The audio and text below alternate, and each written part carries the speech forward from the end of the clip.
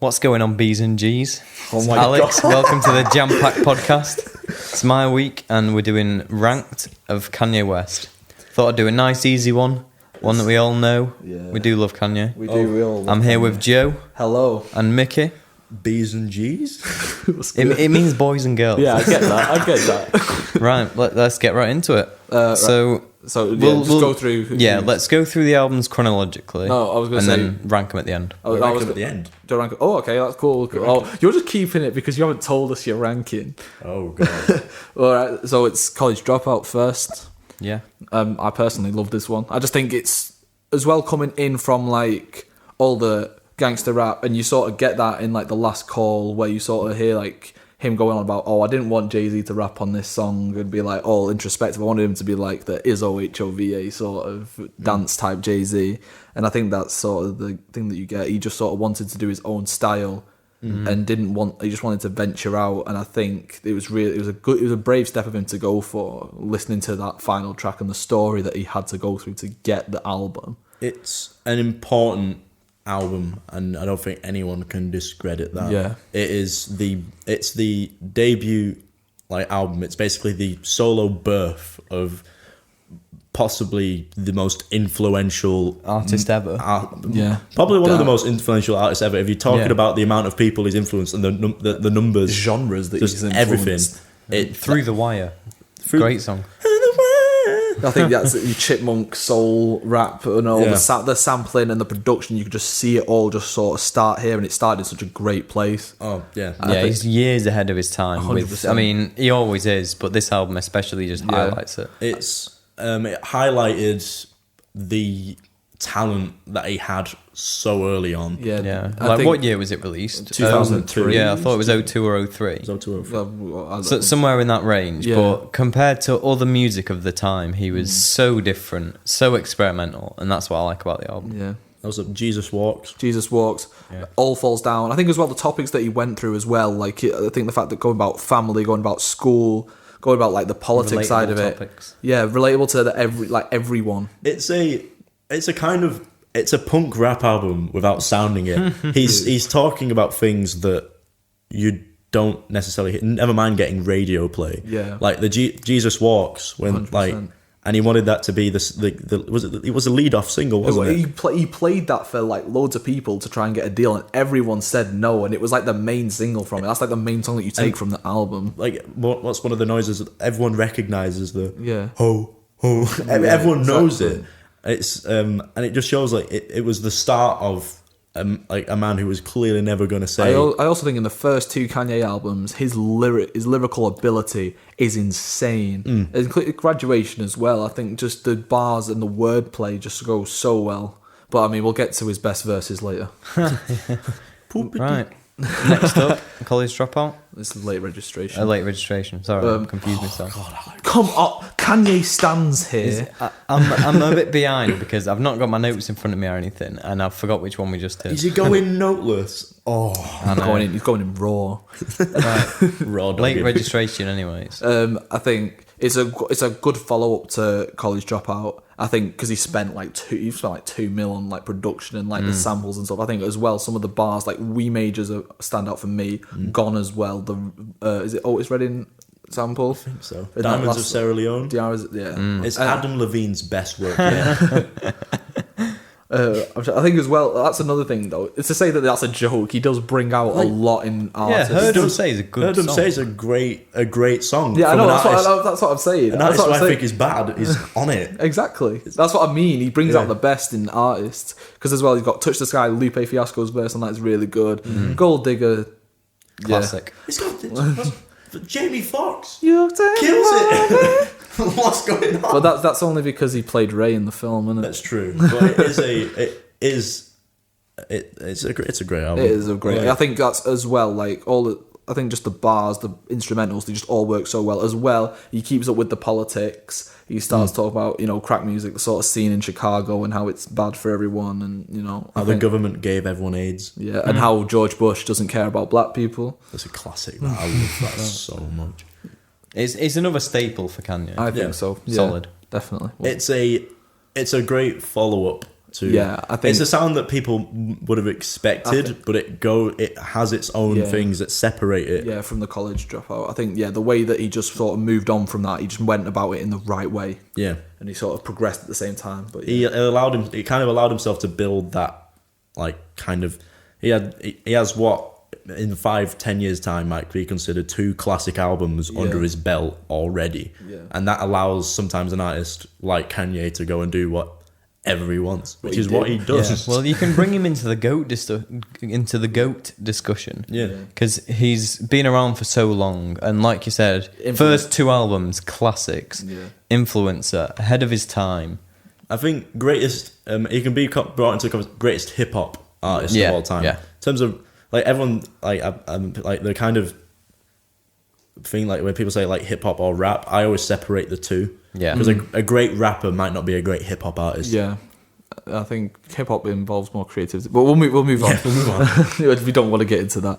The next one's Graduation, which I think it's a good out. He comes out with some great songs on there, but I think it's just the fact that they haven't really aged well. And for me, they're not aged well. Some of them are really not. Aged I think as well, a lot of them I've heard so much, i.e., Stronger.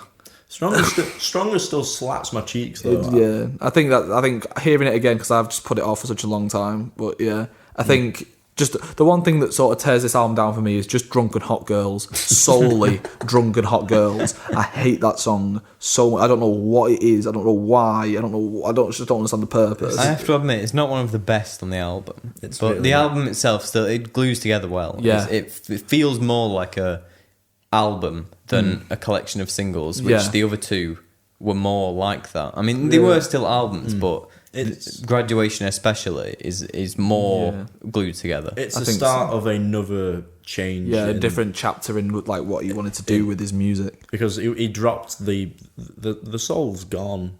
Yeah, it's all. He still had that influence to it, but he added the electric sound to it. There's the kind of like not the home, but the kind of like homegrown, the kind of studio kind of is gone. It's now like it's just noise. Daft Punk. It's like it's very the Daft Punk influences are very it's there. strong. You can see the respect that he had for them, especially with like getting them like as a sample on like the album, and it does show, and I think it works. To an extent. It does have it has its like it does falter in places, but it still has songs that for the foreseeable future will still be timeless. We'll move on to the trap influencer 808s and Heartbreak. The album that probably should never have caused as much influence as it has. But it somehow has become this kind of big thing. Deal. I think I get that, because I think some of the tracks are great. I'd love to Say You Will, Welcome to Heartbreak, Heartless, Paranoid's one of my favourites. Paranoid's a great track. And I think See You Into My Nightmares is just awful. Lil Wayne. Yeah, this for me was a step back for Kanye. Yeah, he was going forwards and forwards and forwards, and then he kind of reached a block. But I think as well, you sort of got the influence in this album with his divorce. His fiance broke up with him, didn't she? And then his mother died. You could see that he wasn't. It was a darker album. It wasn't in the headspace to make that kind of.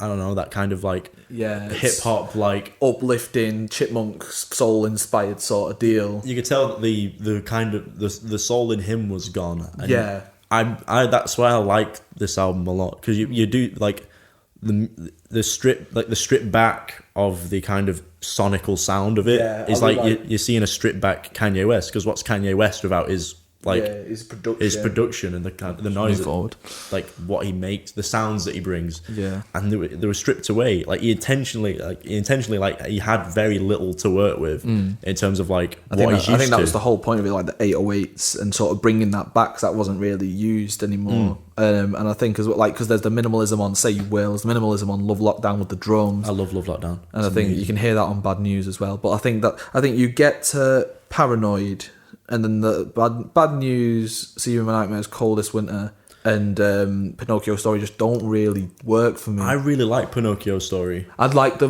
version that he did at the Hollywood Bowl in 2015. I loved that, but I think that one just sort of, I really don't like RoboCop. I think the sample on RoboCop just does it. But I think there's a lot of stuff for me, like for my personal taste, that album has going for it. Like minus of it, like take away its influence, I still really like it. Yeah.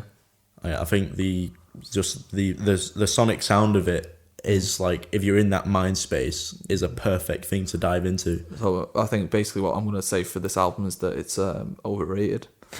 I think I agree. I want to put that out there. People do rate it too highly on. I think just because of the influence that it has, like, fair enough, that's what it's done. But as an album, I just can't be arsed. I think it's the same with Yeezus. I think some people. Ooh. I think this album is either rated too high or it's rated too low. There's people who say this album has nothing going for it. It's a hit or miss. Hate or love it. Hate or love it album. Next up is MBDTF, I believe. Yeah, My Beautiful Dark. My favourite.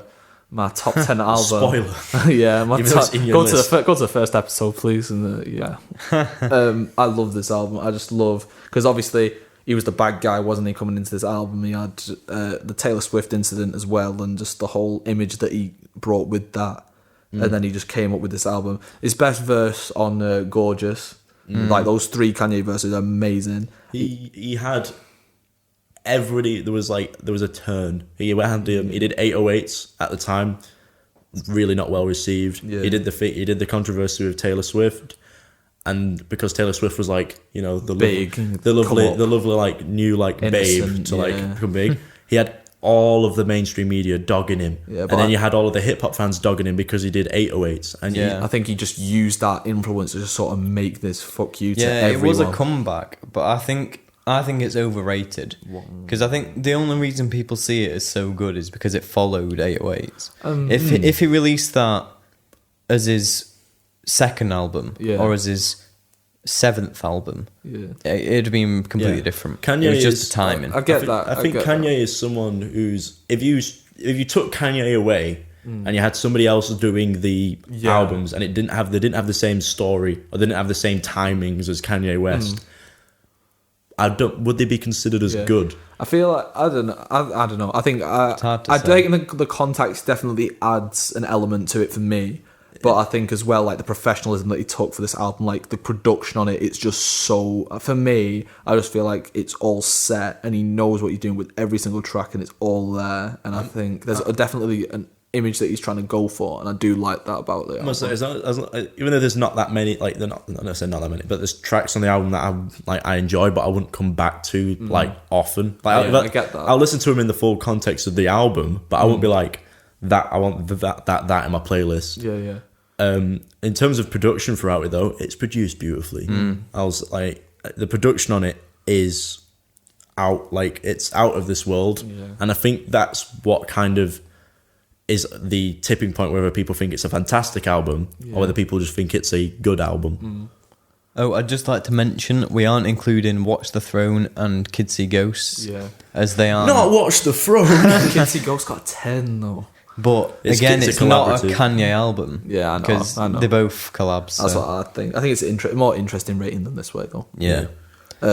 Move on to, what is it, Yeezus. For me, this is one of Kanye's best. I love this album. I really like this album. You got tracks like Blood on the Leaves, I'm In It, Black Skinhead to an extent are all such good songs. And the album itself is, again, out of its time. So experimental and I think as well, I just remember watching like a video essay on the album and just sort of, again, getting the context for it and then going into it and realising what he wanted to do. Just the fact that he wanted to just put a crack in the pavement after getting all these rejections between the time of Watch the Throne and this album. And I think he just did it so well. Like the people that he had on it as well. He had Daft Punk, he had Rick Rubin, he had Arca, he had so many like techno dons in there. I think this album is a testament to how cued in and how much he has his ear to everything. Yeah, it's like you can tell that he really cares about music from everywhere. His influences, like he credits a bunch of underground artists. He got Gesaffelstein on this as well. He got loads of people. Also, he samples Capleton, which is one of my favourite reggae artists. Samples a Hungarian band called Omega. Yeah, in New Slaves. But then as well, I think Kid Cudi makes an appearance. Chief Keef on Hold My Liquor. I think he does really well. Justin Vernon just always brings it on Kanye. I don't know what it is, but he just the way that he alters his voice or just the electric influence behind him.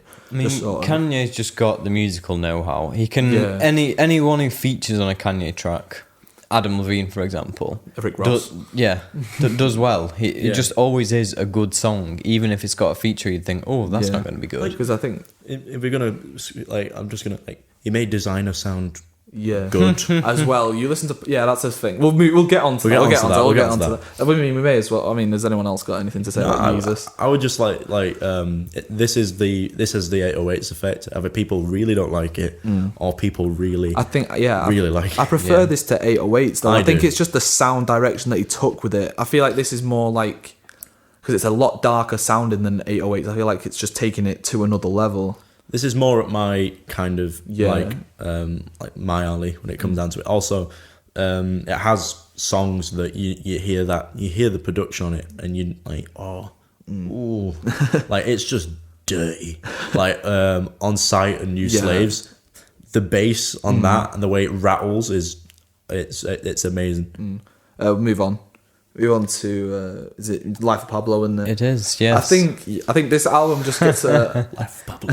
Big agreement from me there, Mickey. I think Life of Pablo just sort of gets looked down upon because of its initial release, and then when people listen to, because I think I listened to the first version of it before I listened to the version that's now on all streaming services. So I didn't really look at it like a good album, and then I listened to it again and I was like, it's amazing. Just the change that he made, and he just comes up with so many bangers. You got just go through it. I think as well the smaller songs like Highlights and Feedback, they bring something to the album as well. Frank's track, Freestyle 4 as well. I can't name a bad song on the album. I can't. It's for me. It's all getting up to a perfect 10. It's one of my favourite albums. Yeah. Especially favourite rap albums ever, or hip hop. As well, he brings back old sort of Kanye. He brings it back on Real Friends. He brings it on No More Parties in LA. I love just for the verse that he brings, as well as in Feedback. His attitude on that track is amazing. Yeah, I was gonna say if you know as Kanye has got further on in his career, the ambition has always been bigger. And there was a documentary that Joe made me watch about Jesus and how little time he had to make the album, but he somehow managed to achieve it. It's rugged and it's rough, but it achieved it, and you could see that he tried to do the same with the Life of Pablo. I think since Jesus, that's what he's done, because I know that Ye had limited production time, it was made after the TMZ event. Yeah, so that was ooh. And with Life of Pablo, you could see that he put it out because he wanted to give him that constricted time frame. Yeah. But then I think it's a testament to him, even though it's a bit weird that someone's done an album and then has changed it. Yeah. It's a testament for him to look at it and go, things aren't right, and I want to make this the album that I actually wanted it to be. And he did. It's an incredible album. I think as well, the people who he got on this album. Yeah, the features are unbelievable. Chance, Weekend, Kendrick Lamar, Tidal Sign, Designer. Incredible feature. I'm trying to think of who else, because there is so many. I think the smartest move from Kanye on that album is to only have Designer do one ad-lib kind of vocal bit for Freestyle 4, and then just reuse his popular song. Why would you? But then I think as well, when you listen to part 2 and then listen to Panda, I think the way that he's edited that song down and sort of added his vocals in just makes it so much better. And I think the bass drop in part 2 is better than the bass drop in Panda. It was a smart move to just understand that he's not actually gonna make anything past Panda, and just have him just use the momentum as well. Not only have you got the features though, you've got the production, because I think it's definitely one of Kanye's best produced albums, and all of Kanye's albums are pretty well produced. The things that are pulled from, it's Jesus, the samples. Jesus is samples and that were pulled from weird places, but the sound, the sonic consistency of it was very strong. Sometimes the beats on this can sound nowhere near each other, but the way that he kind of weaves it, it creates this very cohesive album. Yet you're still hit with so many different sounds and so many different kind of kind of emotions from what you're listening to. Move on. I could talk about this album. Let's move straight onto Ye. Is Wyoming release. I think because of the short amount of time it's been around, I think for the lack of content that's on it, I feel like it doesn't get the credit that it deserves. I think the opening track I thought about Killing You is just great. The introduction, then he just sort of comes in with a bass drop, and I think All Mine is just such a legendary track as well. And then you've got the final two tracks are just amazing, straight up, just so. I don't know. Just the art, they're just so great. It is. It's like to the constricted time frame, and with the kind of what was going on with Kanye at that point in time, the kind of headspace he was in, being ready to like kind of go into an album, knowing that he was going to reveal like a key, like what some people see as like a flaw in people or a flaw to like themselves, and he was going to. He was gonna twist, or he was gonna bring it into like to make this album. I think that's another sort of 808s thing as well, like using what's going on and just using that as influence to the album. Like being sad, being like one of the at the time when 808s dropped, like one of the biggest like rap artists there is, talking about how upset he is on some tracks, like for an album.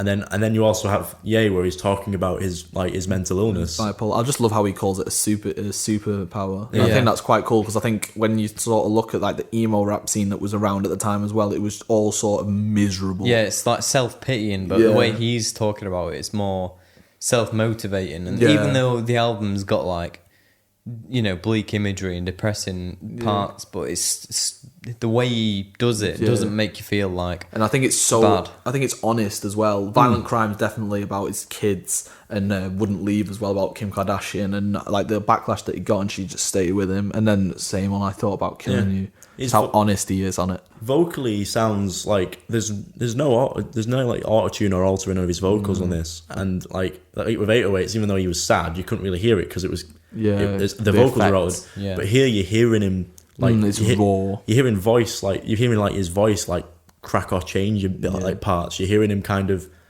putting something out and then not going back to refine it, because that's the headspace he's in. Yeah. Well, every album he's done has got bigger, and it's his biggest album and one of his best, definitely. Well, we'll move on to the rankings then. I mean, you are we saving this, or we keep making sure that you go last as well? No, I'll go first if you want. Okay. I'll let you keep the what's the word? I can't. The surprise. Yeah. I'll start. So I think my bottom was 808s, then Graduation, then Ye, Yeezus, Life of Pablo, College Dropout, Late Registration, My Beautiful Dark Twisted Fantasy. You've rated Ye pretty low there, considering what you were just saying about it. I know, but like I think as well, Ye hasn't had the time that the other ones have had, and I've listened to the other ones a lot more. Like Ye, I think as well. I think the other one, because you know what I mean. Something's got to take up the spot, and I think putting the rest of the albums, I would have been kicking myself a lot more than if I put Ye there. I think everything above the bottom two, I enjoy fully. I mean, Kanye's not done a bad album. No, exactly. So it's when you're ranking them, you have to bear that in mind. But that's what I mean. Some albums have got to take the low spots. Yeah, I'm panicking here because I can't find my list, but I'm going to try and remember it off the top of my dome. It's on Snapchat, isn't it? It's gone. It's been removed. Nice. Snapchat's got rid of it. Classic Snapchat. I know that. So from the bottom, it was Graduation, then My Beautiful Dark Twisted Fantasy, then I think it was. Oh God. Then I think it was. I know The Life of Pablo was first. Life of Pablo was first. Under that, then was I think Late Registration. Late Registration. Then I think it was Yeezus. Then it was Ye. Then it was The College Dropout. And then it was 808s. So from the bottom, it goes Graduation, My Beautiful Dark Twisted Fantasy, 808s, College Dropout, Ye, Yeezus, Late Registration, and then The Life of Pablo. Yeah, that is scarily similar to mine, actually. Wow. I've got I also have My Beautiful Dark Twisted Fantasy very low. I've got 808s is for my worst. Yeah. Then My Beautiful Dark Twisted Fantasy is the second worst. Okay. I can agree. Jesus. College Dropout. Wow. Ooh. Yeah. Then Graduation. Yeah. Wow, that's quite high. I enjoyed it. It was a good album. Then Late Registration. Carry on. Yay. Oh, Yeezus, and then Life of Pablo number 1. Damn, this is an interest. Both of you guys put Life of Pablo first. If we had to rank them as a collective, is that another? Is that not Life for Pablo now? First. Life of That's Pablo. all I've got to say. Life of Pablo first. I want to say Late Registration second. Yeah, I was 4th on mine. I'm happy. Yeah, for mine that. was second for me. Yeah, I'm trying to think what was third. Yeezus. Jesus was a consistent. I had Jesus Yeah, first. I think we all had Yeezus quite high up. It Yeah. was second for me, and then what, It was third four. for It you was two? fourth for me. I put third. Oh no, it was Life of Pablo. Yeah, then. There you go. There you Law go. of averages. The official top 3 Kanye Yeah, albums. yeah, have we'll been leave decided. it there. We'll leave Right. it there. Thank you very much, Joe and Michael, for taking part. You're very welcome. No problem. Thank you guys for listening. Thanks, B's and G's. And I'll pass you over to Joe for the plugs. Just check everything out in the description. We got Instagram and Spotify there, and just subscribe to the channel. We'll see you next week. One more thing. Follow Vaping Bartender on Instagram. Why are you plugging yourself? Well, no, it's just a little side. It's a little side on the project. side. Yeah. We all make features on the account. I'll see you next week. Up the north.